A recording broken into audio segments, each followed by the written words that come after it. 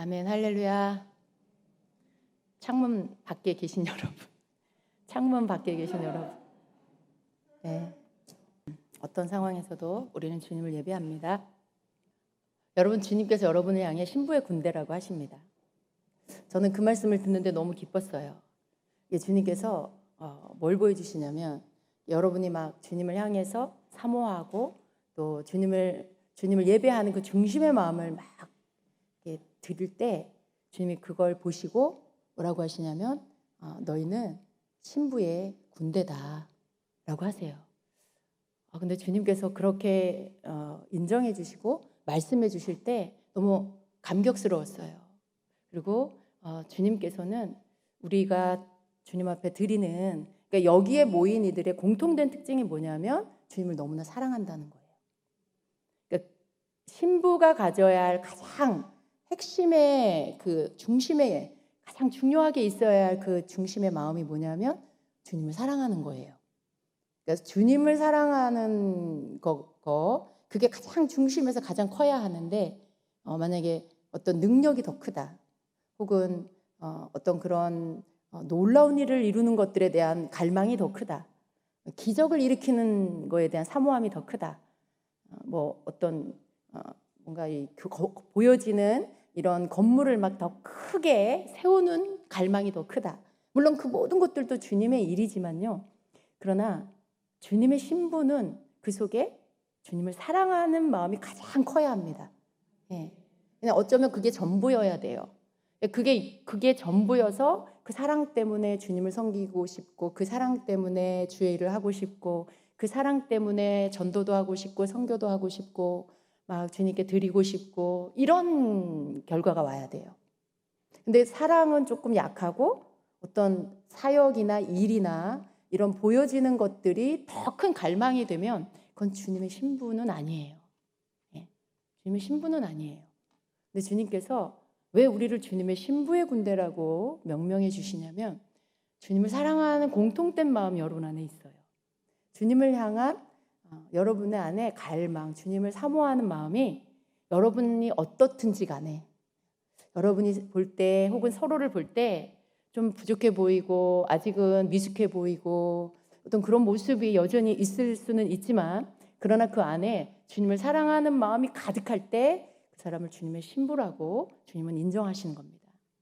예전에 제가 그런 모습을 본 적이 있어요. 아직 그 어떤 여자분이었는데 그 사람은 아직 이렇게 성숙하고 신앙이 뭐 이렇게 장성한 자가 아니었어요. 아직은 좀 어리고 예수님 아직 그렇게 말씀을 깊이 아는 사람도 아니었어요. 그런데 기도를 하는데 그 여인에게 신부의 드레스가 입혀져 있는 거예요. 그래서 제가 좀 의아했어요. 이 사람은 아직 너무 어린데 어떻게 신부의 드레스를 입고 있지? 라고 했어요. 그런데 주님께서 제가 그런 의문을 갖고 그 마음을 바로 이렇게 드렸을 때 바로 깨닫게 해주셨는데, 그게 뭐냐면 그 안에 예수님을 향한 너무나 큰 사랑을 갖고 있었어요. 그런데 아직 그가 성숙하지는 않았어요. 근데 주님은 그를 신부, 그러니까 왜 아가서에 보면요, 그 신부인데 아직 신부가 어리잖아요, 그죠? 그래서 그 신부가 빨리 커야 되고, 그래서 결혼식을 할 수 있는 그러한 신부로 성장해야 한다라는 말씀이 있어요.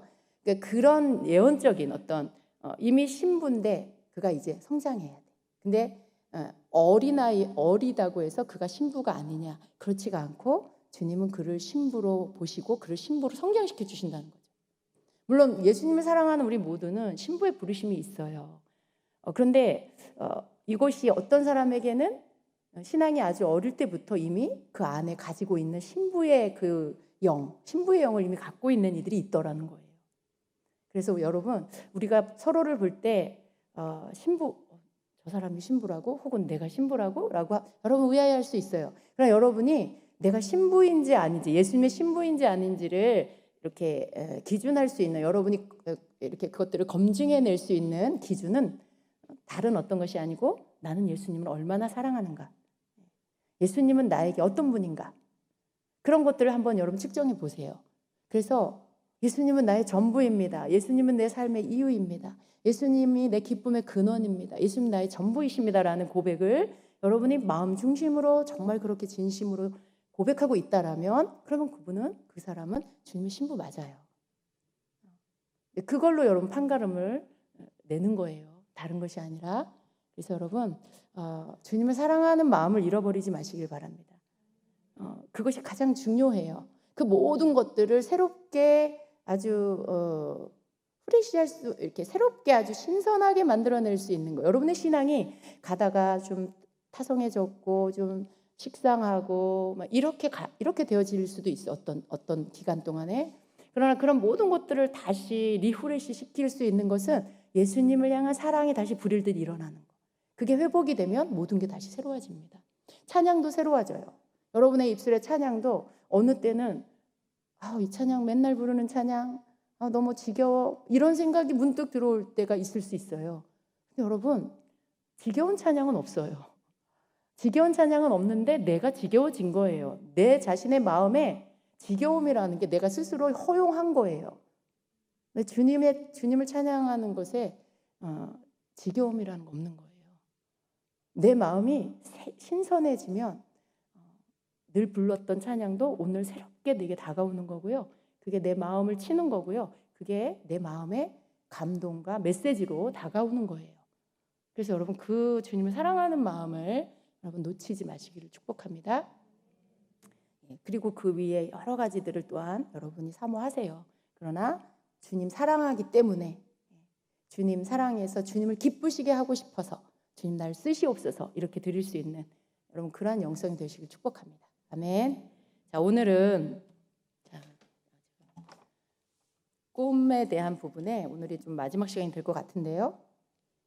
오늘은 실제적으로 좀 어떤 상징의 뜻을 다시 한번 또 여러분에게 이렇게 제가 좀 나누겠습니다. 알려드리겠습니다. 그래서 오늘 좀 앞부분에 먼저 하고요. 그리고 뒷부분에 가서 그 부분들을 나누고 꿈을 좀 몇 분이 적어내셨는데요. 제가 중간에든지 뒤에든지 한번 이 부분을 놓고 같이 좀 해석을 해보도록 하겠습니다.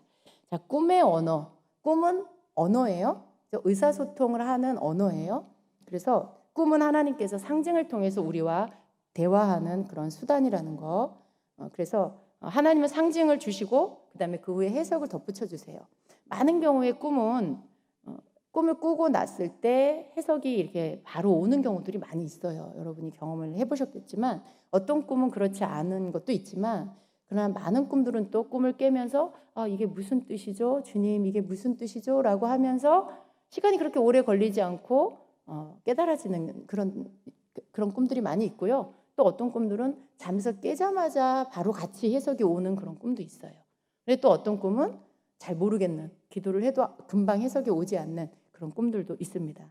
근데 하나님이 원하시는 방식으로 상징을 사용하셔서 우리에게 나타내시는데 이 상징이라는 거 여러분이 예를 들어 꿈에 어떤 상징을 가지고 있는 꿈을 꿨어요. 어떤 비유적인 꿈을 꿨어요.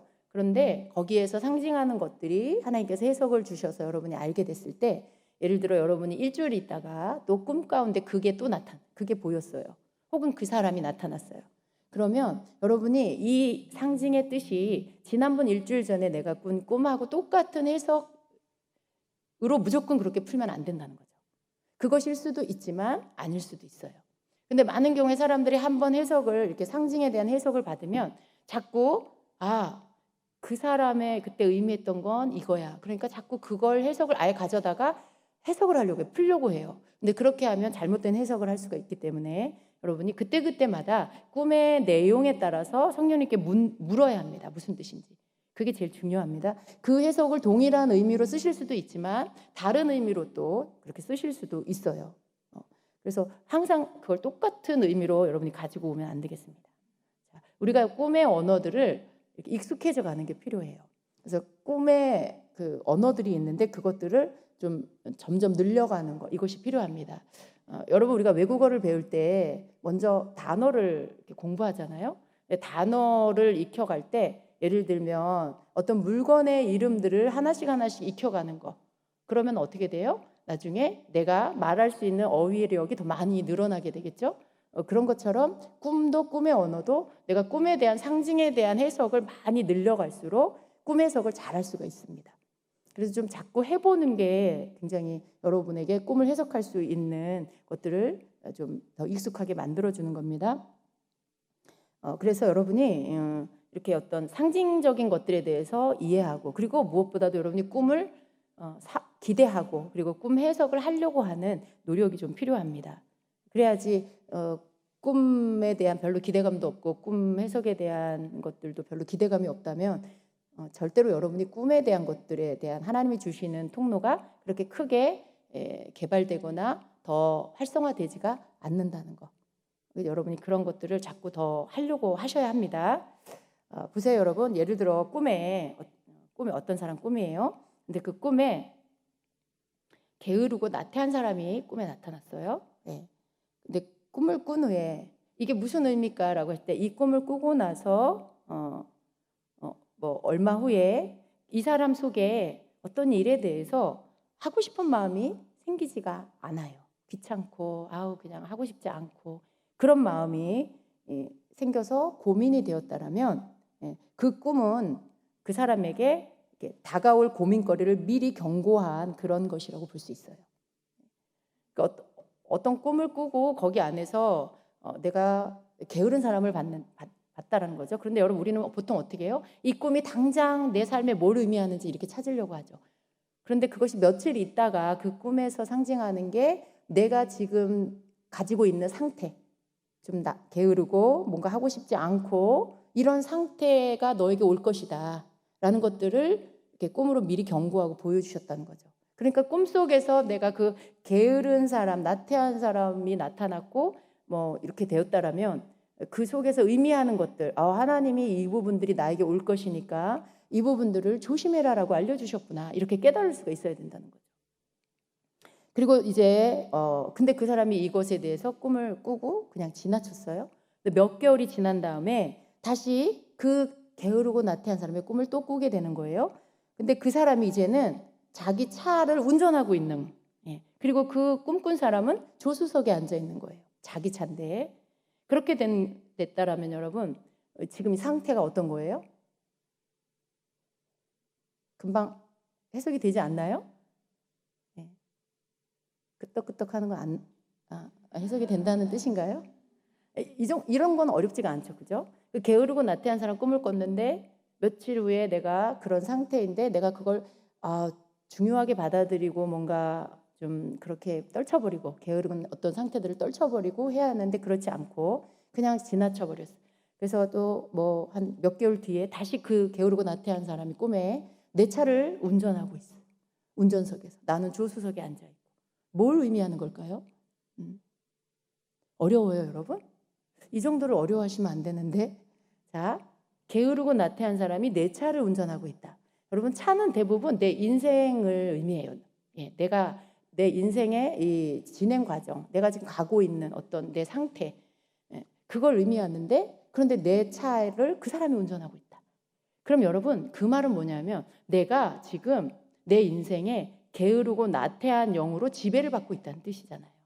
게으르고 나태한 영에 내가 이전보다 더 많이 그것들을 허용하고 거기에서 내가 지배당하고 있다라는 것들 꿈으로 메시지를 주신 거예요. 그래서 이런 것들을 우리가 이제 꿈속에서 그냥 뭔가 상징적으로 이렇게 가져다가 풀고 이렇게 사전에서 찾아서 가져다가 푸는 그런 것들은 여러분 올바른 해석을 하기가 어렵다는 거죠.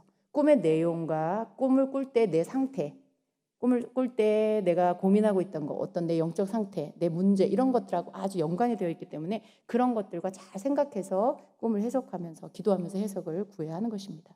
자, 이 꿈 속에서 여러분 의미하는 것들을 몇 가지 이렇게 찾아낼 수가 있어요. 이것은 여러분이 꿈 해석을 할 때 좀 도움이 될 텐데 지금 이 꿈에 대해서 어떤 좋은 착상을 얻을 수가 있는데 첫 번째는 뭐냐면 꿈속에서 이 사람의 차는 그 사람의 인생을 상징하는 경우가 자주 있다라고 말씀을 드렸죠. 그걸 알게 되는 거예요. 차는 내 인생을 상징할 때가 많이 있구나. 항상 그렇다는 게 아니라 대체로 그렇다는 거예요. 그리고 둘째는 뭐예요? 이 사람은 특정 인물이 게으름이나 그러니까 사람으로 나타났잖아요. 근데 그 사람으로 나타났는데 그 사람이 어떤 상태를 상징할 수 있다는 거. 그러니까 그 사람이 어떤 인물이 게으름이나 의욕 부족을 상징한다는 것을 알게 되는 거죠. 아, 어떤 사람이다. 그러면 꼭 그 사람, 어떤 실제적인 그 사람이라기보다는 그 사람이 상징하는 거. 꿈속에서 알아질 수도 있어요. 아, 저 사람이 뭘 의미한다. 이게 여러분이 꿈에서 알아질 수도 있고요. 그런 것들. 그래서 그 부분을 여러분이 또 알게 되는 거예요. 그리고 세 번째는 이 사람이 승객으로 타고 있는, 조수석에 타고 있는 차를 그 사람이 운전하는 것은 그 사람이 지금 이 차 주인을 어떻게 해요? 지배하고 있다라는 것을 의미한다라는 거죠. 그러니까 말씀드린 것처럼 게으름과 나태함이라는 그러한 영이 이 사람을 지금 인생 가운데 이 사람을 지배하고 있는 것이다라는 것. 예. 그럼 만약에 이것이 여러분 이런 똑같은 상태인데 긍정적인 꿈, 어떤 좋은 영향력을 주는 사람이 내 운전석에, 내 차 운전석에 앉아서 운전을 한다라고 하면 그건 여러분 굉장히 또 긍정적인 해석이에요. 그 사람이 나에게 나를 이끌어주고 도와주고 나에게 멘토 같은 역할을 하면서 나를 인도해 준다라는 의미인 거죠. 근데 지금 이것은 이 사람의 지금 상태는 그게 아닌 거죠. 한번 게으름과 나태함의 영으로 꿈으로 보여주셨는데 그 동일한 사람이 나중에 꿈에 또 나타났다라는 것은 지금 이 상황에서는 동일한 의미를 갖고 있고 그럴 때 이 꿈의 해석은 이 사람이 할 수 있어요. 왜냐하면 자기 상태를 자기가 제일 잘 알잖아요. 그죠? 내가 지금 게으른지 내가 지금 바뀌어야 되는지 아니면 지금 상태가 영적으로 좋은지 어떤지 자기가 그래도 알 수 있어요.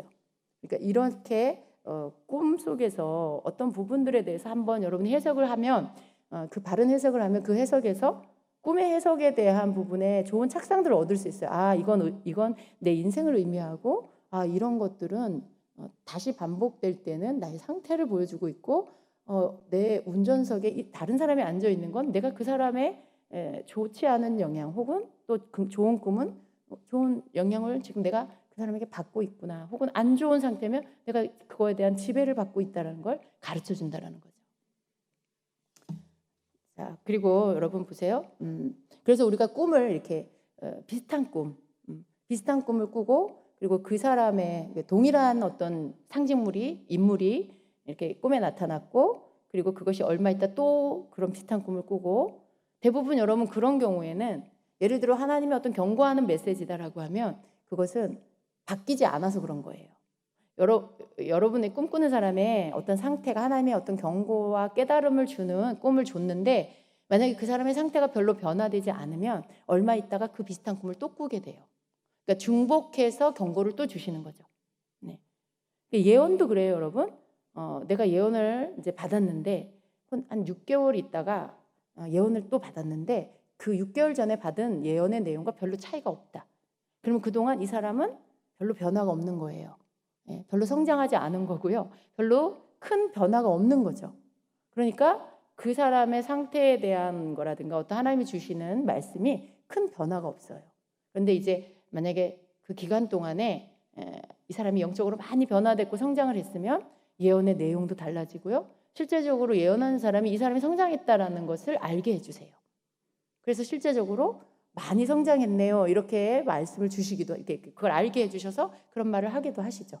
그러니까 그런 어떤 꿈도 마찬가지로 비슷한 꿈을 내가 계속 꾼다. 근데 그게 어떤 나의 상태를 말씀하고 있고 경고하시는 메시지다. 그럼 빨리 깨닫고 기도하고 변화를 가져야 된다는 거죠.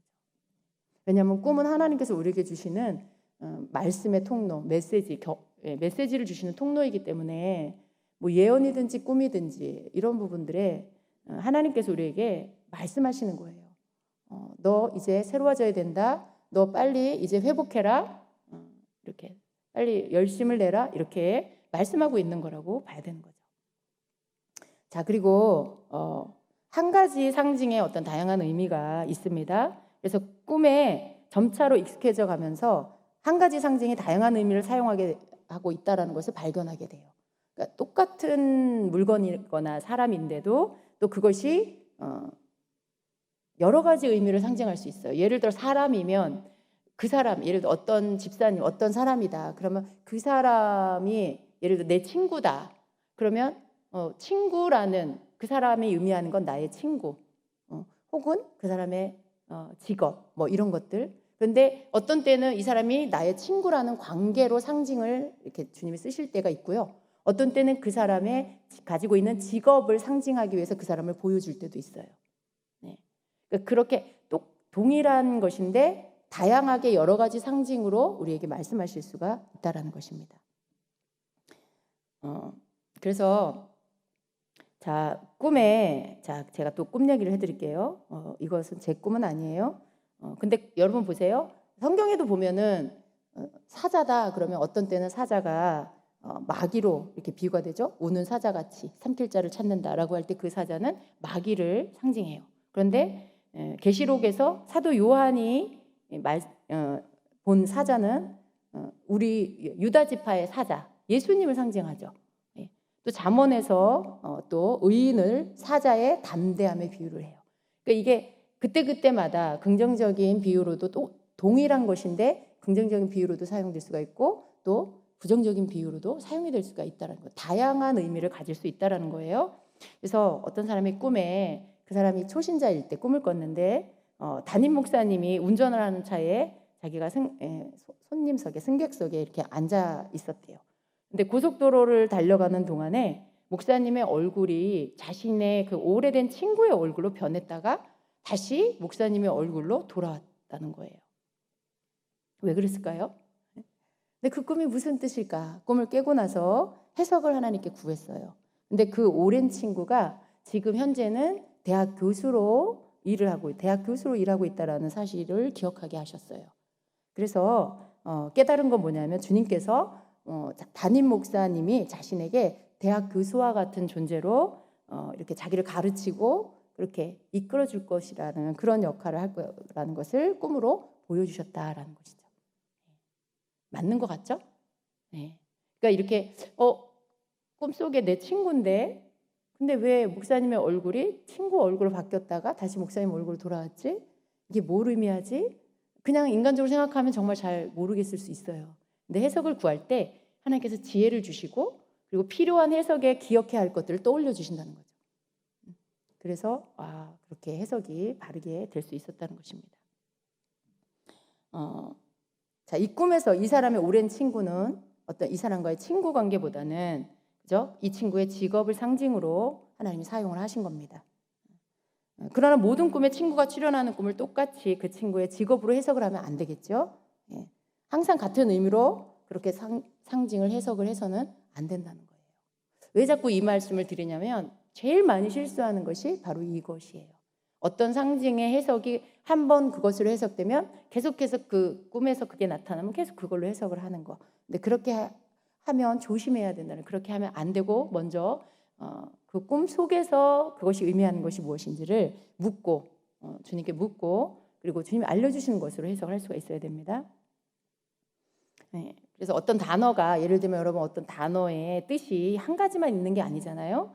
뭐 한국어도 그렇지만 영어 같은 경우도 어떤 단어 하나가 여러 가지 의미, 히브리어도 그렇고 여러 가지 의미들이 있더라고요. 한 가지 단어에. 그런 것처럼 한 가지 상징물에 한 가지 이상의 여러 가지 의미를 가지고 있다라고 이해를 하셔야 됩니다. 그래서 이처럼 꿈에 자주 등장하는 상징들에는 매우 다양한 의미가 있고요. 그리고 또 이것을 여러분이 이해하고 알게 되면 꿈 해석을 할 때 그렇게 막 너무 간단하게 막 그렇게 해석을 하려고 하게 되지 않아요. 충분하게 기도하고 그리고 묵상하면서 그 꿈을 해석하게 되는, 그리고 주님께 계속해서 묻게 되는 이러한 꿈을 해석하는 지혜가 여러분에게 오게 된다는 것입니다. 하나님께서 상징을 사용하는 방법들에는 여러 가지가 있어요. 꿈의 의미에 대해서 너무 이렇게 빨리 즉각적으로 대답을 여러분이 또 찾으려고 해서도 안 되고, 만일 여러분이 누군가의 꿈 해석을 누군가에게 이렇게 부탁을 했는데 그 사람이 너무 즉각적으로 거기서 대답을 준다. 그냥 듣자마자 막 이렇게 해석을 준다. 근데 여러분 그런 경우들은 그렇게 크게 신뢰하면 안 될 때가 많이 있습니다. 왜냐하면 그렇게 즉각적으로 해석을 불쑥 내미는 사람들의 그 꿈에 대한 어떤 해석에 바르냐 틀리냐에 대한 부분은 대부분 보면 결과는 어때요? 맞지 않을 때가 많이 있어요. 꿈이 그렇게 즉각적으로 해석이 불쑥 그렇게 나오지 않습니다. 저 같은 경우도 질문을 많이 해요. 그 꿈을 꿀 때 어떤 기도를 했냐, 마음이 어떤 상태였냐, 어떤 문제가 있었냐, 그런 것들을 다 참고해야 되거든요. 왜냐하면 해석하는데 그런 것들이 너무 중요해요. 그래서 그렇게 금방 뭐 해석을 이렇게 꺼낸다, 그게 꼭 좋은 건 아닙니다. 이 사람 신령해, 그런 거 아니에요, 여러분. 예, 뭘 빨리 한다고 해서 신령한 게 아닙니다. 그래서 이런 것들은 좀 주의해야 되고요. 또 어떤 꿈들은 다른 꿈보다 좀 해석하기가 쉬운 꿈이 있어요. 그렇지만 모든 꿈은 그 자리에서 즉석으로 해석을 할 수 있는 그런 사람, 무슨 꿈이든지 막 들으면 다 즉석에서 해석을 한다, 그런 사람은 없다라는 거예요. 그래서 꿈의 해석에는요, 시간이 많이 요구가 되고요. 그리고 성령님께 묻고 그렇게 해야 되는 이 과정이 꼭 필요하다라는 걸 여러분이 꼭 기억하시기 바랍니다. 자, 이제 제가 이제 여러분에게 어떤 그 꿈에 상징하는 것들에 대한 예를 좀 불러드릴게요. 그런데 여러분 꼭 기억해야 될 것은, 이것은 사전이 아니에요. 그냥 대체로 이렇게 의미한다. 좀 이렇게 평균적으로 좀 여러 번, 그렇죠, 여러 번 이런 의미를 갖고 있었다, 꿈속에서 이 상징하는 것들이라는 그런 뜻으로 여러분이 받아들이시기를 바랍니다. 그래서 꿈 해석에 이것일 수도 있고 아닐 수도 있어요. 그러나 여러분이 이것이 참고가 될 수 있다는 거예요. 왜냐하면 여러 횟수를 거쳐서 주로 이런 상황에 이런 해석을, 이런 상징의 해석을 주셨다라는 것이기 때문에 여러분이 충분히 참고할 수 있습니다. 그래서 여러분, 우리가 이제 운송수단의 자동차 같은 경우에 자동차는 내 인생을 의미하는 경우들이 많이 있다라고 했죠. 물론 그렇지 않을 때도 있어요. 그러나 이제 내가 운전을 하고 가고 있다라고 할 때 대체로 지금 내가 가고 있는 길, 내가 지금 진행하고 있는 혹은 내가 하고 있는 일이라든가 내 어떤 방향이라든가 이런 것들을 의미할 때가 많이 있어요. 그래서 운전을 하다가 만약에 내가 가던 길에 길을 잘못 들어섰다, 이런 꿈을 꿨다라고 하면 대부분 뭐예요? 지금 내가 뭔가 결정하는 일에 잘못된 결정을 했다라는 것을 상징적으로 보여주는 거예요. 그리고 내가 길을 다시 옳게 들어섰다라고 하면 어떤 결정들을 바르게 했다라는 것을 또 의미하는 것이죠. 그리고 운전을 할 때 그냥 뭐 특별하게 장애물도 없고 길도 막 이렇게 어렵지 않고 완만하게 그렇게 가고 있다라고 하면 앞으로의 삶에 어떤 점차적인 변화, 어떤 큰 어려운 일이 아니라 점차적으로 그렇게 좋은 변화들이 있을 것이다라는 것을 상징한다라고 볼 수가 있습니다. 그리고 또 차에 어떤 문제가 생겼어요. 펑크가 났어요. 그리고 막 바람이 빠져가지고 더 이상 갈 수가 없다라고 한다라면 뭘까요? 당연히 여러분, 이 상황과 비슷한 거예요. 실제적으로 어떤 인생에 문제가 생길 수 있다. 자동차가 펑크 나는 것과 같은 돌발적인 어떤 상황들이 올 수 있다라는 것을 경고로 미리 보여주시는 것이다라고 할 수 있어요. 그리고 또 내가 앞으로 나아가지 못하고 차가 막 진행이 안 된다, 앞으로 나아가지지가 않는다, 자꾸 혹은 뒤로 간다든가, 뭐 속력이 빨리 가야 되는데 너무 느리게 간다든가, 뭐 이런 상태로 내가 운전을 하고 있다라고 할 때 어떤 일이 지금 진행되지 않고 꼬일 수 있다라는 것을 의미할 수 있습니다. 또 여러분이 이렇게 넓은 고속도로로 가다가 중간에 이렇게 옆길로 이렇게 빠지는 그런 것들을 보여주신다라고 한다면 여러분이 지금 진행하던 어떤 방향에서 다른 길로 이렇게 바뀌게 될 거다라는 것들을 보여주실 수 있습니다. 그렇게 상징으로 보여주실 수가 있다는 거예요.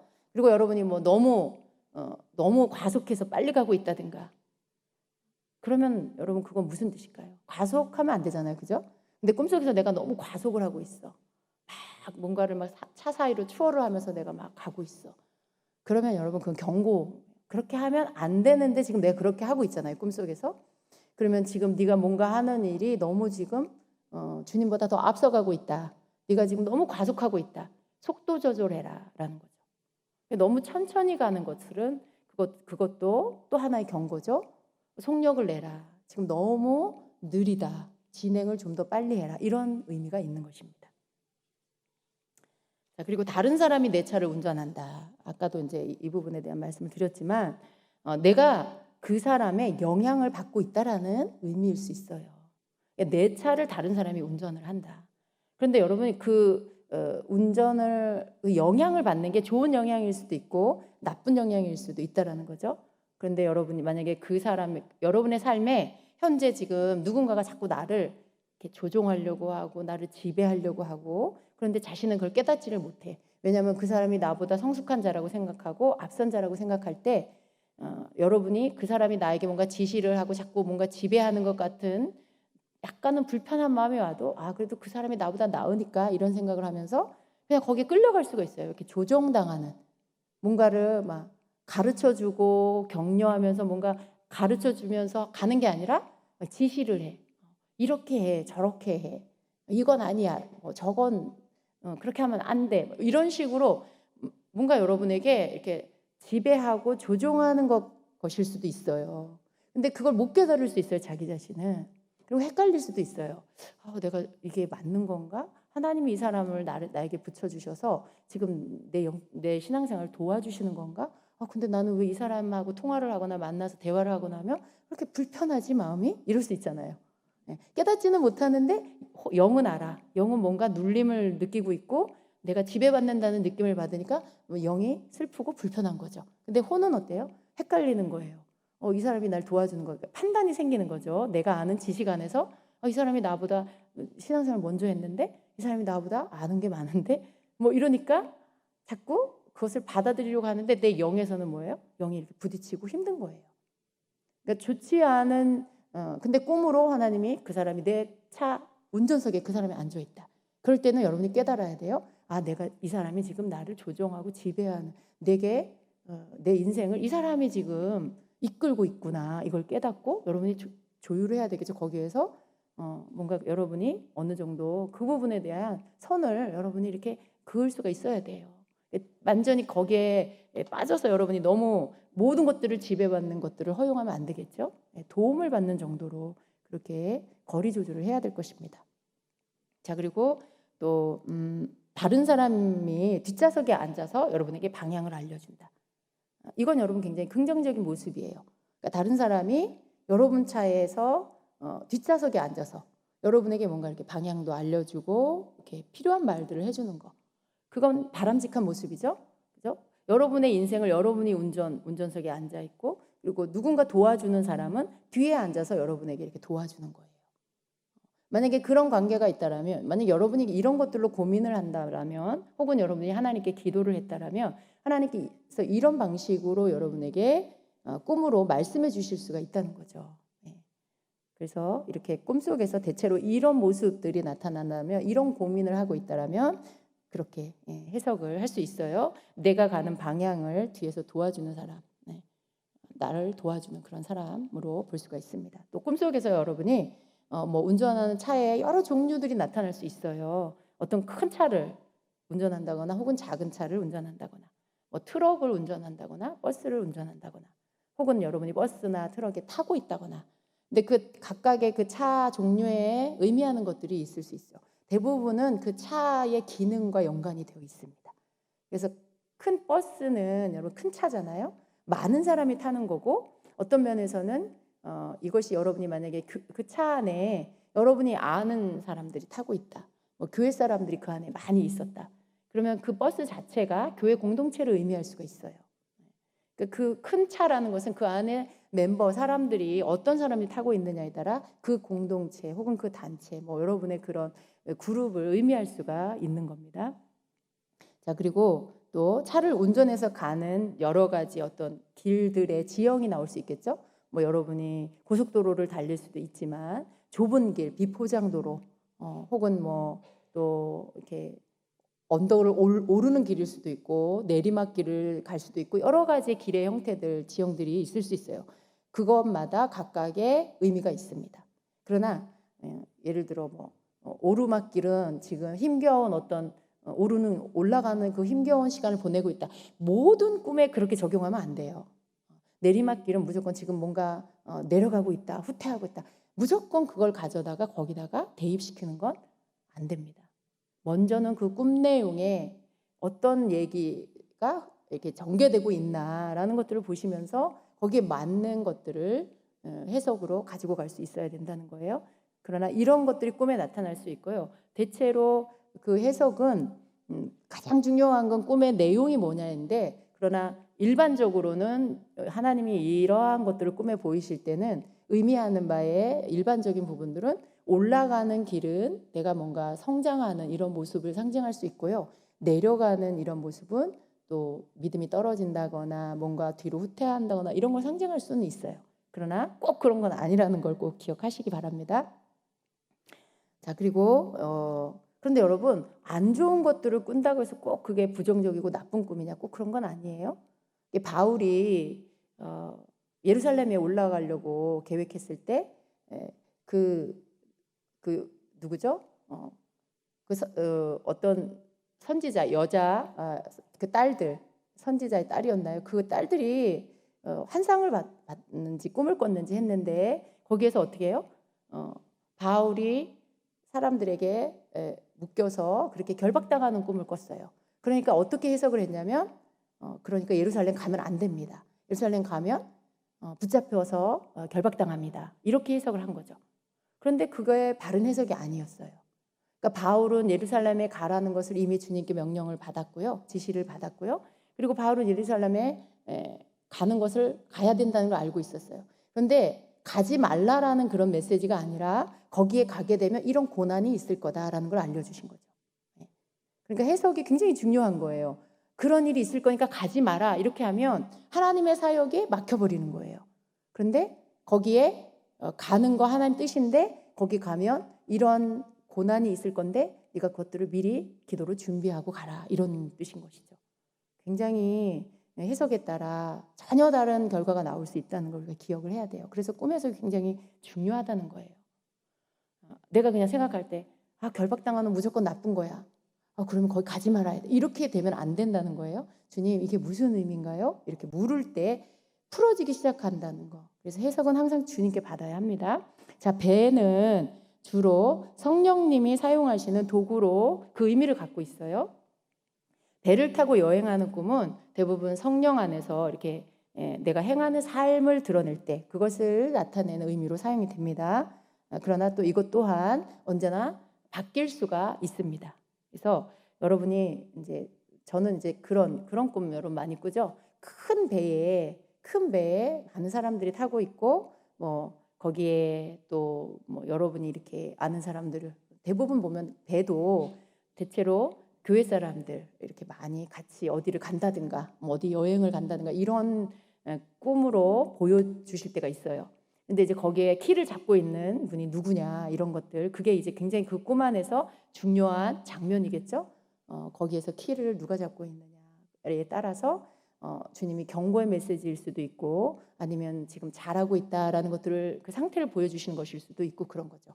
그러니까 성령님이 이끄시는 어떤 삶이라면 그 키를 잡고 있는 분이 예수님이어야 되겠죠. 그렇죠? 아니면 목사님이어야 되겠죠. 예. 그런 것들인데 만약에 다른 사람이거나 그러면 안 되겠죠. 여러분 가정 안에서도 여러분의 가정 안에 하나님이 세우신 이렇게 질서가 있는데 그 가운데 키를 잡고 있는 사람이 남편이어야 되는데 다른 사람이라든가 만약에 여러분이 그게 좋은 면일 수도 있고 나쁜 면일 수도 있어요. 만약에 여러분의 가정 안에 여러분 근데 이런 거예요. 우리가 지혜를 구해야 되는 게 내가 신앙생활을 해요. 그런데 남편이 나보다 믿음이 어릴 수도 있고 혹은 안 믿을 수도 있겠죠. 그러면 믿음 있는 내가 머리 역할을 해야 된다라고 우리가 생각할 수 있지만요. 그러나 그렇지 않는 경우가 더 많아요. 그러니까 믿음의 영적인 부분에 있어서는 하나님께서 나를 선두로 세우시지만 가정의 질서적인 면에서는 하나님이 남편을 머리로 세우신다는 거. 그러니까 이게 성경적인 질서와 어떤 영적인 의미 안에서 하나님이 영적인 부분에 있어서는 내가 기도로 선두로 앞으로 나아가야 한다는 거. 그래서 가정을 위한 기도라든가 어떤 하나님께 가정에 대한 것들을 받는 거라든가 해야 할 일들에 대한 것들을 하나님께 메시지를 받는다거나 이런 부분들은 믿음이 더 나은 예를 들면 아내가 그 부분들을 하나님께 받을 수 있어요. 그 선두 역할을 할 수 있어요. 그러나 가정 전체적인 질서 안에서 이렇게 일반적으로 가정사에 여러 가지 돌아가는 질서 안에서는 하나님은 성경대로 남편이 머리라는 걸 알게 해주시죠. 그래서 이런 부분에 있어서 예를 들어 여러분이 가정의 어떤 행사나 일을 두고 만약에 부부가 다툰다. 네가 옳으니 내가 옳으니 막 이렇게 하고 싸운다. 그러니까 아내는 자기 뜻대로 해야 된다 그러고 남편은 또 아니다. 이렇게 해야 된다고 자기 의견을 말하고 그럴 때 하나님이 꿈으로 만약에 그 뭐 배의 키를 이제 누가 잡고 있냐 하는 이런 꿈으로 여러분이 보여주신다면 그 키를 뭐 여러분이 잡고 있다.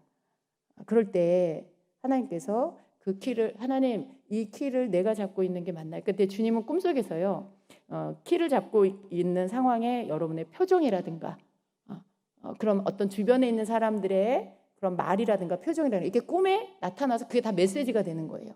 만약에 여러분의 그 주변 사람들의 그 혹은 가족일 수도 있겠죠. 근데 그 표정이 불안해한다거나 걱정한다거나 이러면 지금 키를 잡고 있는 게 내가 되어서는 안 된다는 거죠.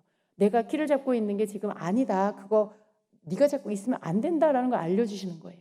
근데 만약에 사람들이 다 평안하고 막 즐거워하고 자기 여행을 즐기고 있고 이러면 괜찮은 거죠.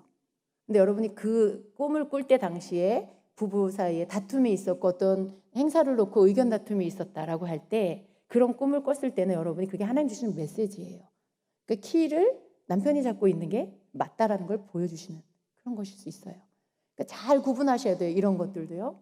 영적인 일에 있어 하나님께 묻고 기도하고 응답받고 이런 거는 믿음이 앞선 자가 하고 일반적인 어떤 가정의 질서는 남편이 앞서서 해야 되고 또 그것을 세워주고 인정해줘야 되고 이걸 잘 해야 한다는 것입니다. 그래서 배가 의미하는 것들은 이렇게 성령 안에서의 어떤 삶에 대한 것들을 나타내 주실 수가 있습니다. 근데 이제 이 배도 여러 가지 배의 종류들이 있겠죠.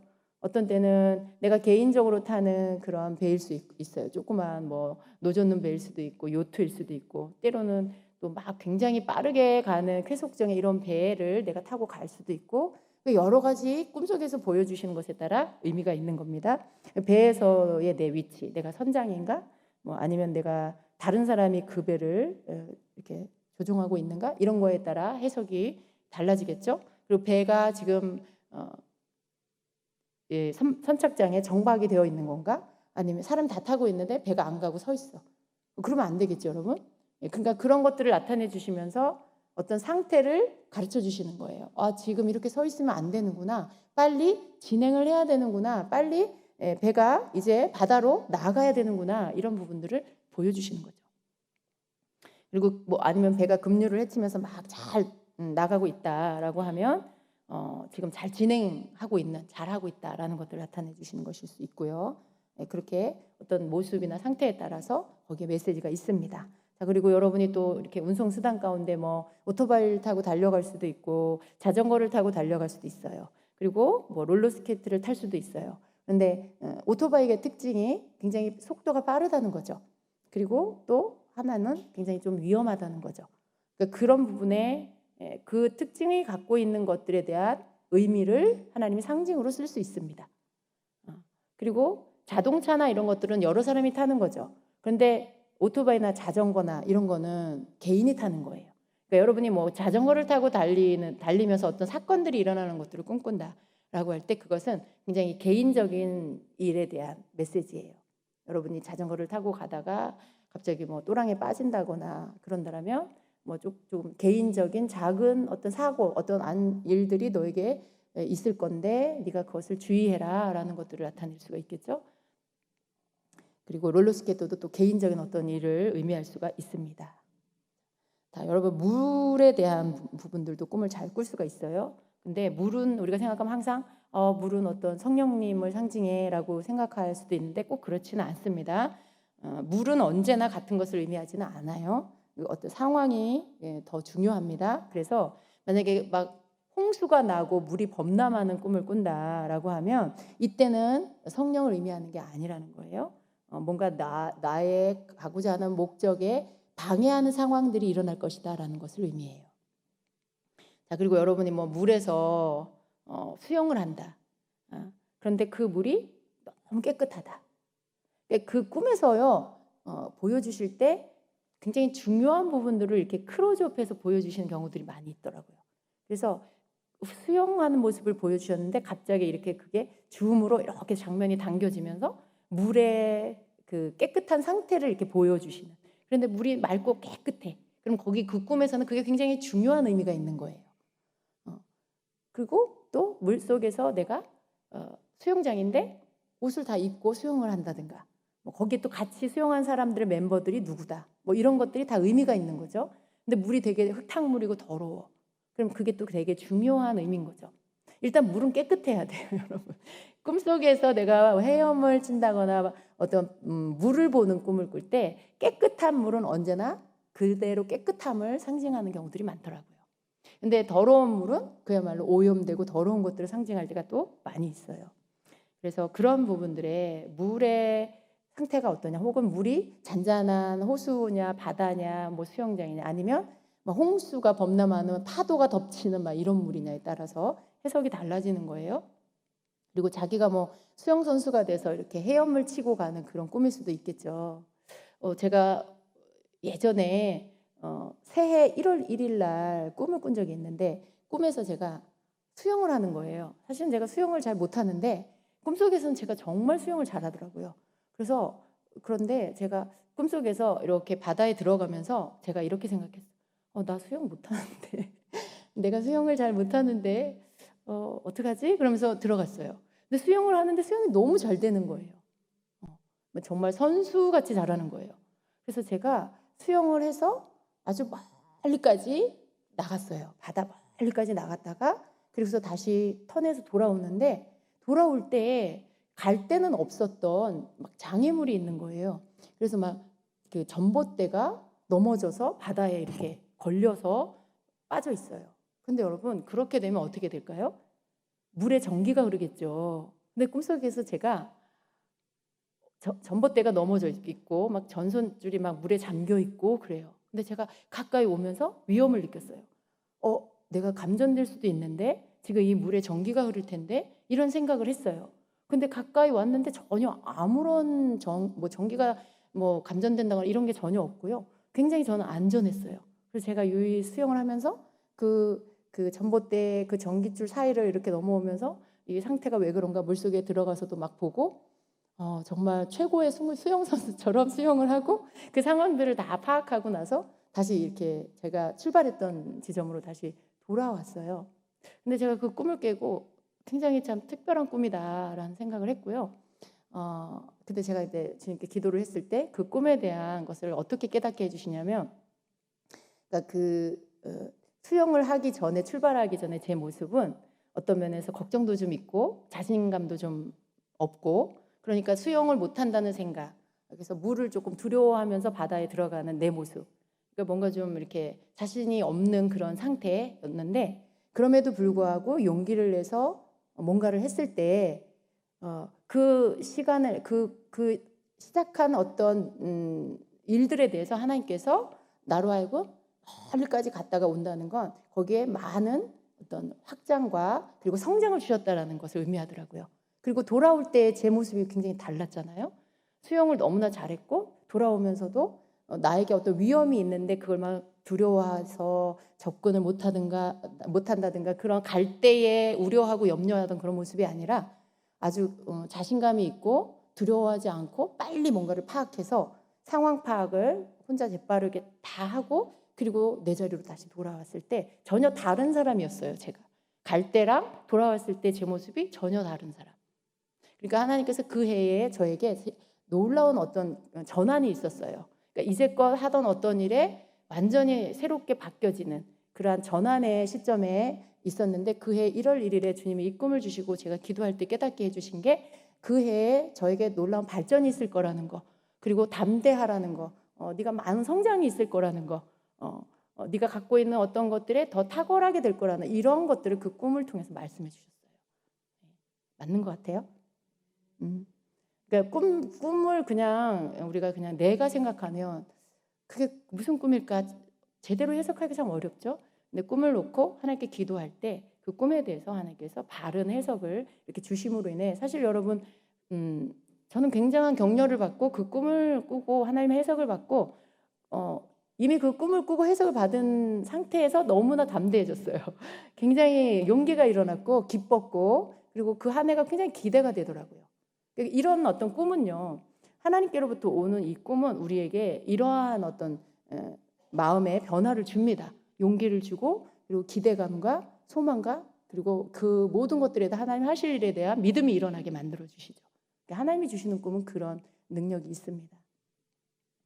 그래서 물에 대한 꿈을 꿀 때 제가 저도 이런 꿈을 꿔봤는데, 수영 선수가 된 꿈, 자신의 팔을 힘차게 내줘서 물결을 헤치고 나가는 그런 모습, 굉장히 열심을 내고 애쓰는 어떤 신앙인의 그런 모습이라고 할 수 있겠죠.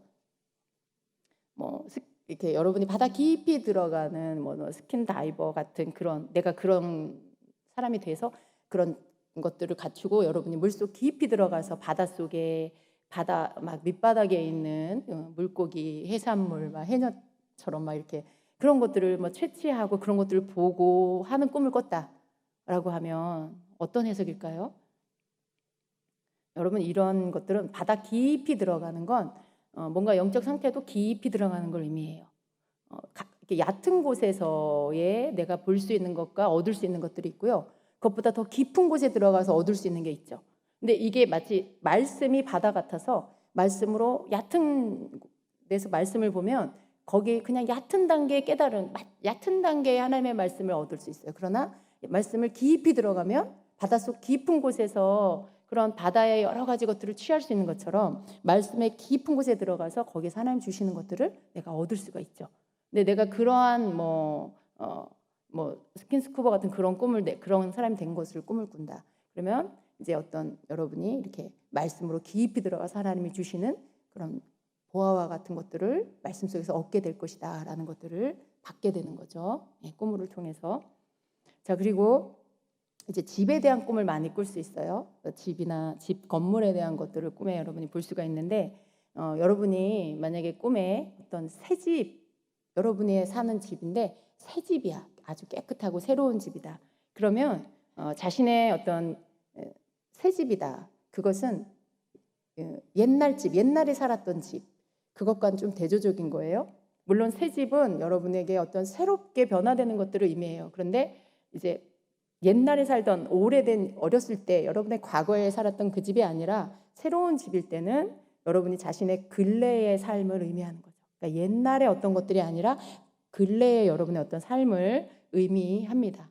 근데 그 집이 깨끗하고 새롭고 이러면 어때요? 여러분의 모든 부분에 강건함이 있고 형통함이 있고 이런 것들을 의미하죠.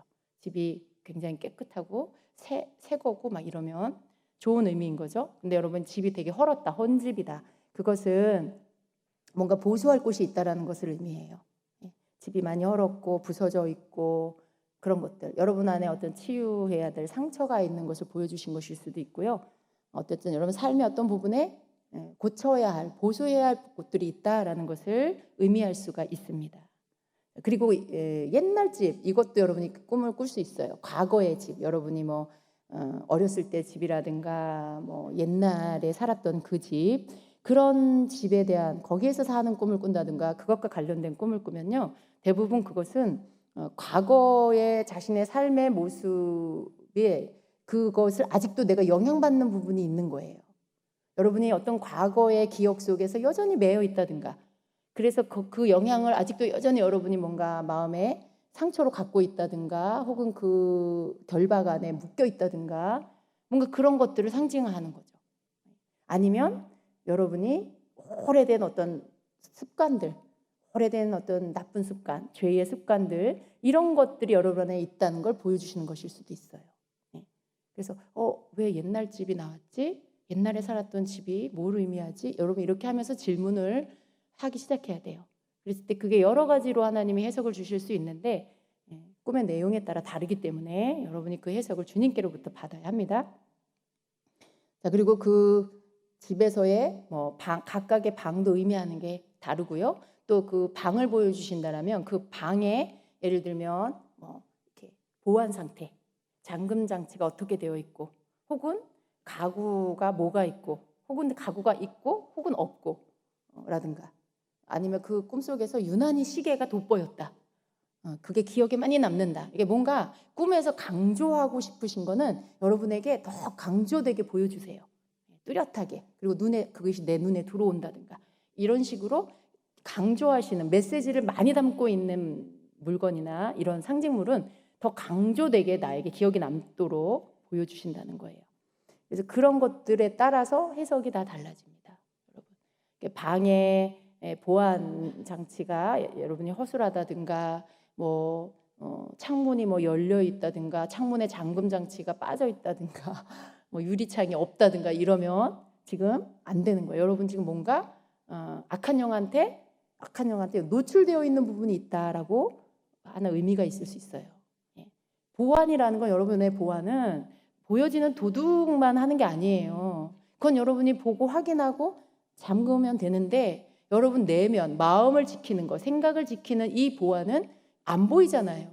근데 하나님이 여러분이 이런 부분에 여러분이 뭔가 놓치고 있고 노출시키고 있다. 악한 영에게 여러분이 뭔가 노출시키고 빼앗기고 들락날락하게 만들고 있다라고 하면 여러분이 꿈에 여러분 방이나 여러분 집에 보안 장치가 허술한 그런 것들로 보여주실 수 있어요. 그럼 여러분이 꿈을 꾸고 하나님 왜 내 방에 문 잠금이 이렇게 빠져 있죠? 왜 유리창이 없죠 하나님? 근데 여기가 사람이 들락날락 할 수 있을 만큼의 창문 크기다. 그럼 도둑이 얼마든지 들락날락 할 수 있겠죠? 마귀가 얼마든지 내 안에 들락날락 할 수 있다는 걸 의미할 수 있어요. 그러니까 그렇게 여러분이 뭔가 뚜렷이 기억에 남는 것을 가지고 하나님께 하나님 이 꿈에서 이게 왜 그렇죠? 뭘 의미하죠? 이렇게 질문을 할 수가 있어야 한다는 것입니다. 또 그리고 집의 상태가 새 집이고 헌 집이고 이런 걸 떠나서 내가 지금 사는 집 혹은 옛날 집 이런 걸 떠나서 이렇게 막 집의 상태가 시멘트 벽돌에 막 금이가 있고 벽에 금이가 있고 집에 물이 새고 이런 거라면 어떤 인생의 근본적인 부분에 문제가 있다라는 것을 의미할 수 있어요. 집은 여러분 우리의 생활에 항상 우리가 머무는 곳이잖아요, 그죠?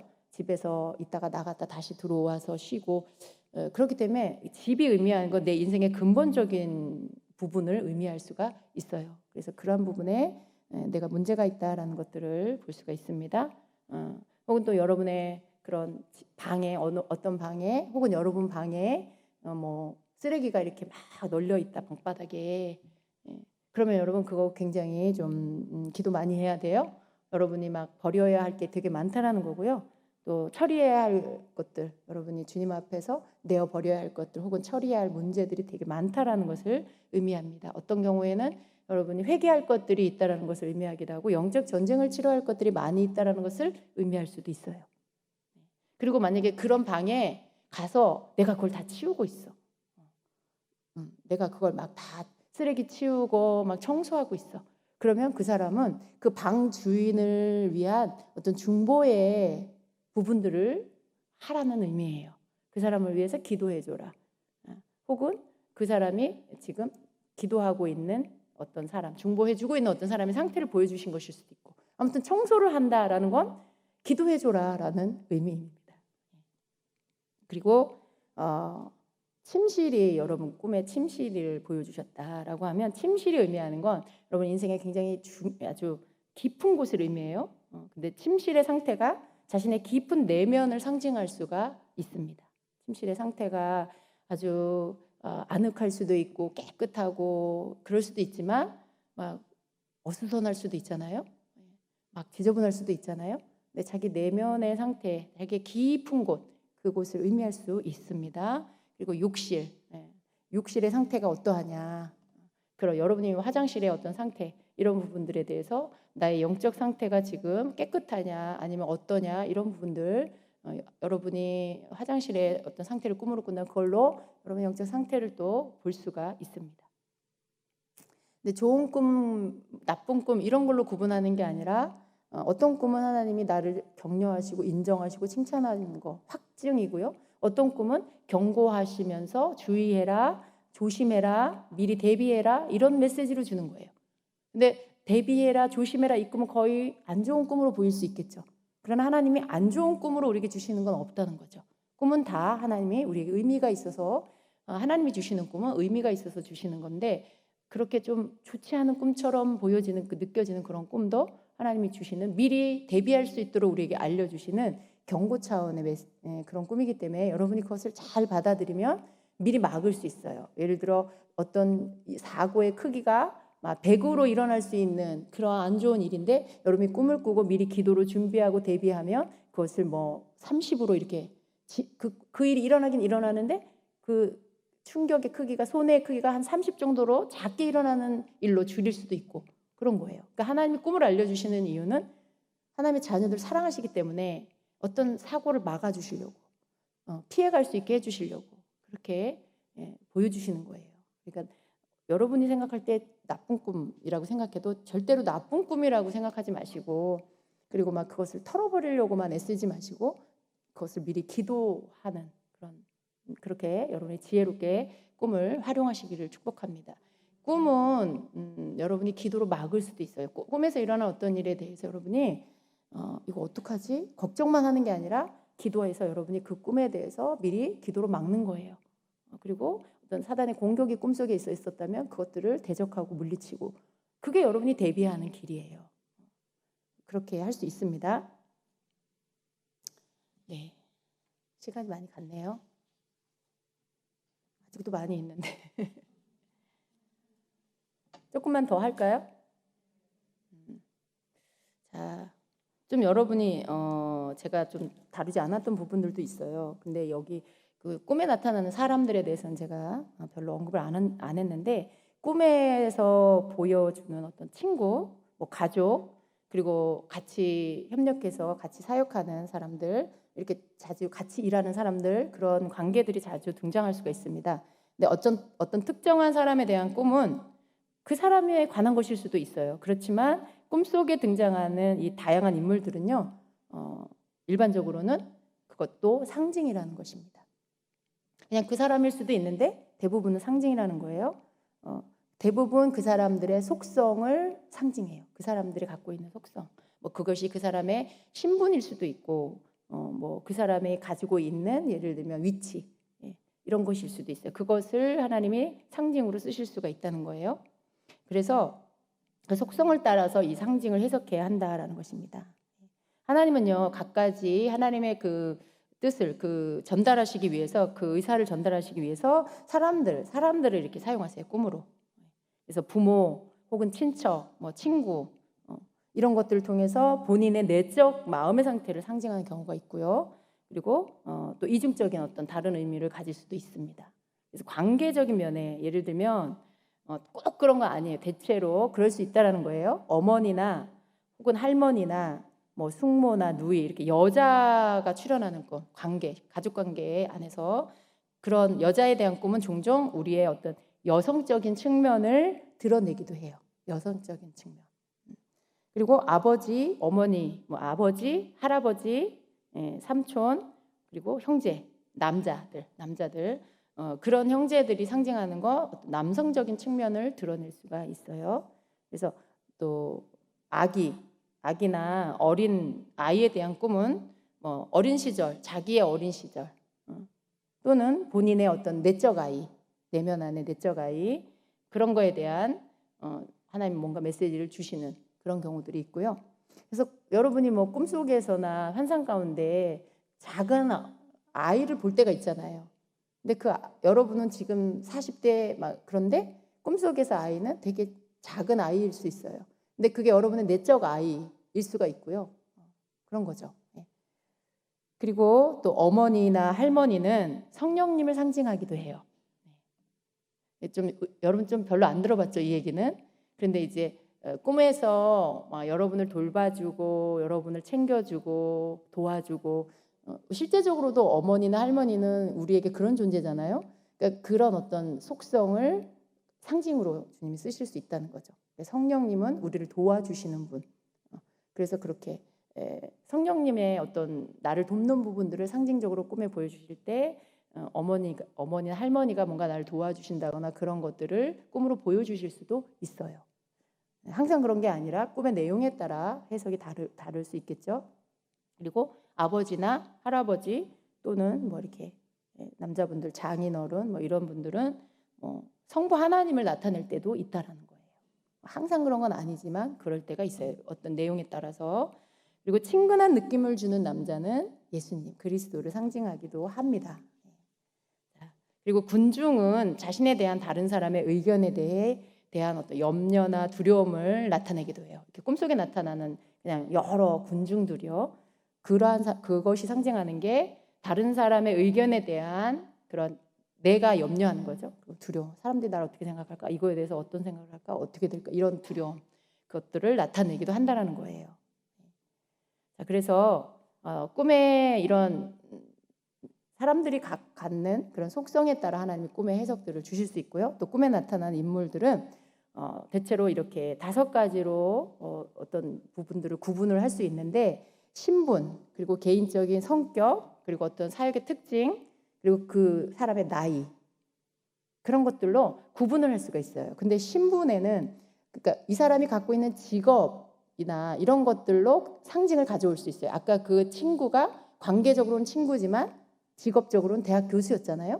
근데 하나님께서 친구 관계로 상징을 보여주신 게 아니라 대학 교수라는 직업을 보여주시기 위해서 상징으로 썼던 것처럼 그렇게 하실 수가 있다는 거죠. 어떤 은행가라든가 회계사라든가 경찰이라든가 가까운 친구라든가 뭐 이런 거 이렇게. 그리고 또 개인적인 성격에 이제 그 사람이 갖고 있는 어떤 성격적인 특징. 저 사람은 게으른 사람이야. 누구를 떠올리면 그 사람 참 똑똑해. 이런 거 있잖아요. 그 사람의 어떤 가지고 있는 이미지. 어떤 사람을 떠올리면 굉장히 행정적이고 조직적이야. 논리적이야. 이런 특정, 그 사람의 캐릭터가 있잖아요. 근데 그런 것들을 하나님이 상징적으로 쓰실 수가 있다는 거예요. 어떤 사람 생각하면 그 사람은 부유한 사람이지, 이렇게 그 부유한 것을 상징으로 쓰실 수 있는. 그러니까 여러분이 이런 부분들을 이해하면 꿈을 해석할 때 너무 한쪽으로만 치우쳐서 하지 않을 수 있어요. 그죠? 다양하게 이렇게 저렇게 여러분이 지혜를 구하면서 하나님이 여러분에게 말씀하실 때 잘 알아들을 수가 있죠. 깨닫게 하실 때 그것들을 빨리빨리 받을 수가 있겠죠. 그리고 뭐 어떤 사역의 특징, 예를 들어 목사님이나 사역자들이 꿈에 나타난다라고 하면 그냥 그 목사님일 수도 있지만 그 목사님이 하고 있는 사역이 상징일 수도 있어요. 그죠? 각 목사님들마다 사역의 특징이 있잖아요. 그러니까 뭐 어떤 말씀 사역을 가장 탁월하게 잘한다. 그 목사님이 나타났으면 어떤 말씀을 상징하는 거고, 예언을 잘하는 그분의 주 사역은 예언이다. 그러면 그 목사님이 꿈에 나타나면 그 목사님 자신일 수도 있겠지만 내용에 따라 예언을 상징할 수도 있는 거예요. 치유 사역자가 꿈에 나타나면 그 분일 수도 있지만 치유 사역을 의미할 수도 있는 거예요. 그러니까 그분이 예를 들어 여러분에게 뭐 안수를 해주는 꿈을 꿨다. 그러면 그 목사님이 여러분을 기도해 준다라는 것일 수도 있지만 하나님이 여러분을 치유해 주신다라는 메시지일 수도 있다는 거죠. 그리고 뭐 나이가 뭐 어른이거나 혹은 어린이, 이런 것들에 대한 것도, 그러니까 어린이를 상징하는 것일 수 있고 혹은 어른을 상징하는 그 나이를 가지고 와서 상징으로 하나님이 쓰실 수도 있습니다. 그리고 꿈에 여러분이 갓난아기, 언제 끝내죠? 갓난아기를 꿈꿀 수 있겠죠? 자, 여기까지만 할게요. 시간이 너무 많이 가서.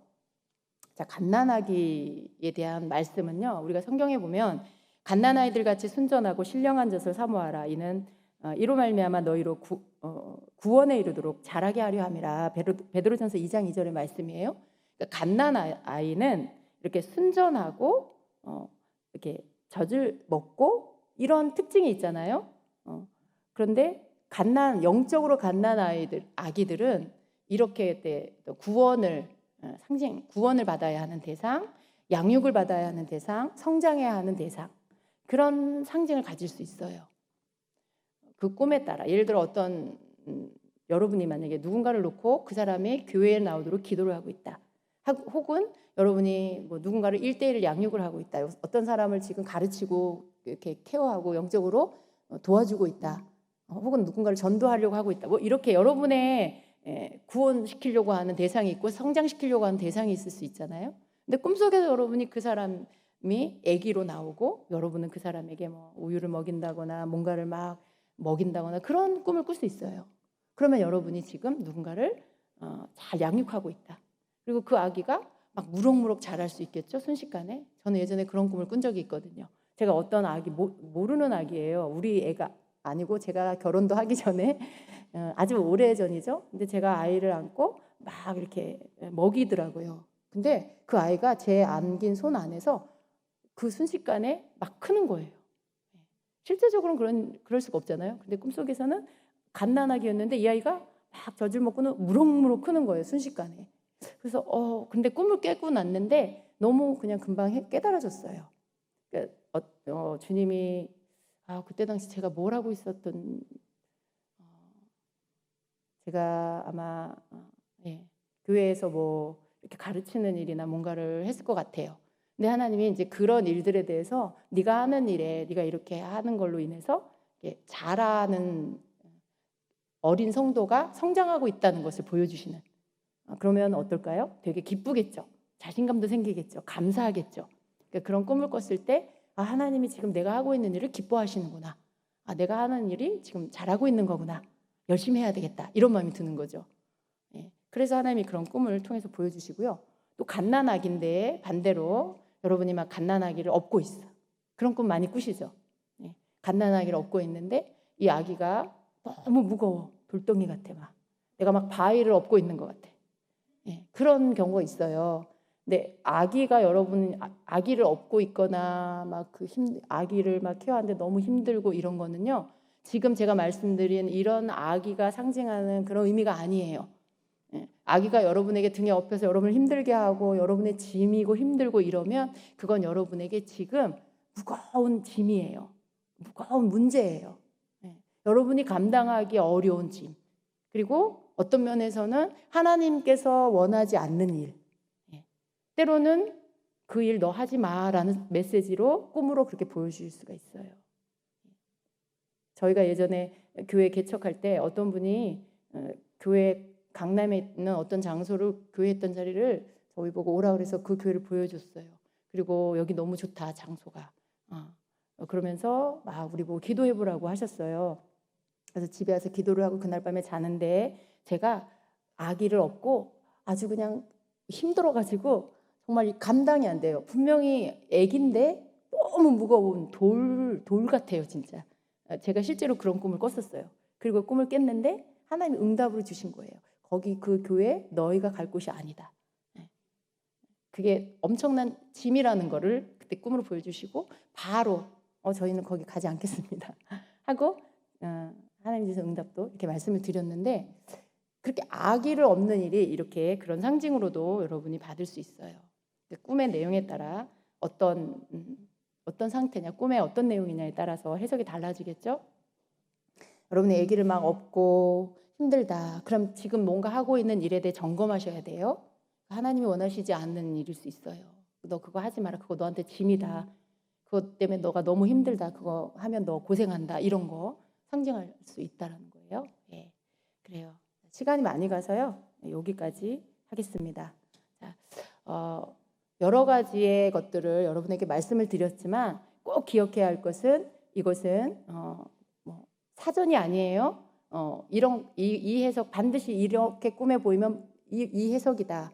사전을 찾듯이 그렇게 꿈을 해석하면 안 된다는 걸 여러분 꼭 기억하시고요. 참고만 하세요. 그리고 여러분이 꿈을 해석할 때 이걸 통해서 지혜를 얻는 차원에서 하시고 반드시 꿈 해석은 주님께 여쭤보고 해석을 달라고 기도해서 받게 되시기를 바랍니다. 그래야 여러분이 바른 해석을 할 수 있고요. 절대로 조급한 마음을 갖지 마시고 금방 깨달아지지 않는 것은 시간을 두고 해석을 구하시면 해석을 할 수가 있게 됩니다. 오늘 꿈 해석에 대한 이거 올리셨는데 제가 이 중에 한 가지만 볼게요. 시간이 갔지만 또 근데 왜 제가 나타나는 꿈을 많이 꾸신 것 같아요? 올리신 분들이?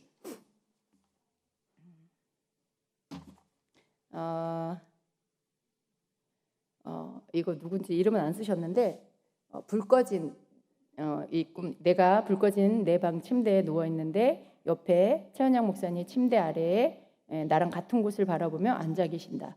그러고는 내가 일어나서 목사님 차 한 잔 드릴까요? 하니까 목사님께서 네 그러셔서 내가 냉장고에서 먹을 것을 이리저리 찾다가 귀한 과일 같은 걸 찾아서 깎는데 모양이 별로인 것 같아서 엄마한테 15,000원을 줄 테니까 다른 곳으로 준비해서 이제 가지고 갔습니다. 그런데 아빠가 잠에서 깰까봐 조심조심 준비를 했고 그리고 아빠는 참고로 나에게 안 좋은 의미래요. 이 꿈꾼분의 꿈속에서 그런 의미래요. 그리고 내 방에 갔더니 그동안 최은양 목사님께서 내 방에 불을 밝게 켜 놓으셨다라는 꿈이에요. 이게 여러분 이게 시간이 많으면 이렇게 편안하게 서로 해석을 들어보고 맞는 해석을 하시는지 이렇게 좀 받고 이러면 좋은데 제가 막 시간이 많이 가가지고 마음이 급해지네요.